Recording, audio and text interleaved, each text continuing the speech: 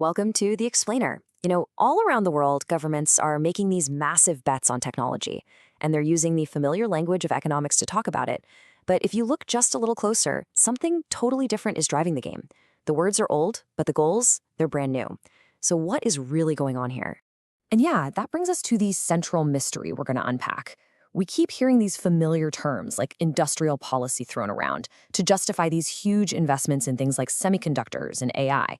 But the real reasons, the actual driving forces, they have very little to do with traditional economics and, well, everything to do with national security and global power. So let's dive in and try to solve this puzzle. Okay, so let's start with what looks familiar. Governments are rolling out these huge tech initiatives that, on the surface, look like your standard run-of-the-mill economic policy. But the devil, as they say, is in the details and in the new goals hiding behind these very old tools. I mean, governments are doing what they've pretty much always done to boost an industry, right? They're offering subsidies to build new factories, they're pouring tons of money into research and development, and they're setting up these special economic zones to attract high-tech companies. This is classic textbook stuff we've seen for decades. But here's the twist. The why behind these actions has completely changed. The public conversation isn't really about just creating jobs or boosting the GDP anymore. Instead, you hear these phrases like supply chain security and tech sovereignty. The tools might be economic, but the goals? Oh, the goals are clearly strategic and geopolitical. To really get just how radical this shift is, we need to take a quick look at the old playbook. What did we even used to mean by industrial policy? Because it was a game played with very different rules, and for a very different price. In the classic model, industrial policy was all about one thing: market competition. The government was kind of like a coach, right? It provided resources, the subsidies, the infrastructure to help its team of companies go out and win on the global economic stage. The companies were the players, and the name of the game was market share. Pretty simple.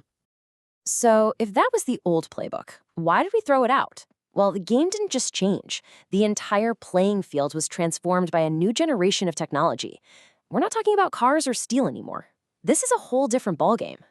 You see, today's most critical technologies, like advanced semiconductors and AI, they're just different. For one, the most advanced production is concentrated in just a handful of companies and locations. The cost to even get in the game is astronomical. And here's the most important part. These technologies are dual use. They have powerful applications for both our everyday civilian lives and for military capabilities, which means they directly impact a nation's security.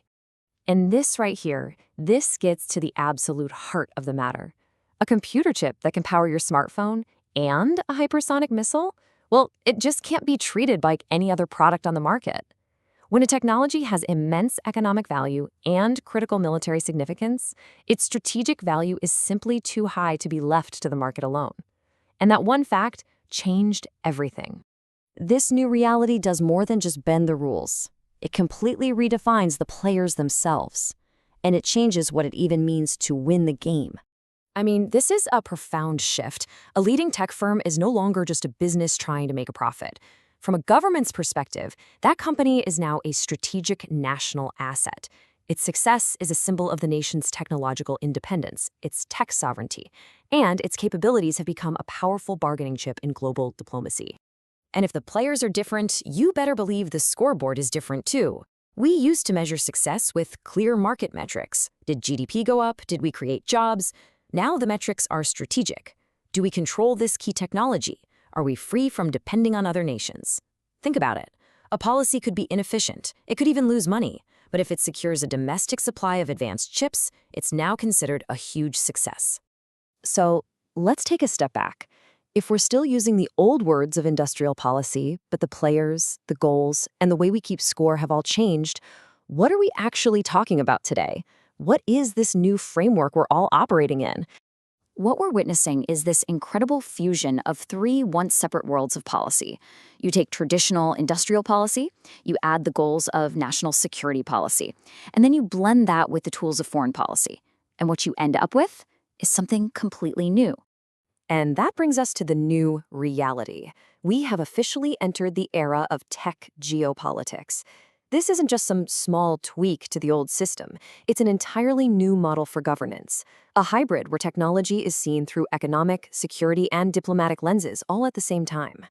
So, the crucial point, the main takeaway from all of this is pretty simple. While the vocabulary might sound familiar, the entire system it describes has been transformed. We're using 20th century language to describe a 21st century geopolitical reality, and understanding that disconnect is the key to understanding how the world works today. And that leaves us with one final, pretty provocative thought. In this new game, technological advantage is national power. As technology becomes the new global chessboard, the big question isn't about who wins the market anymore. It's about who will become the strategic grandmasters of the coming era.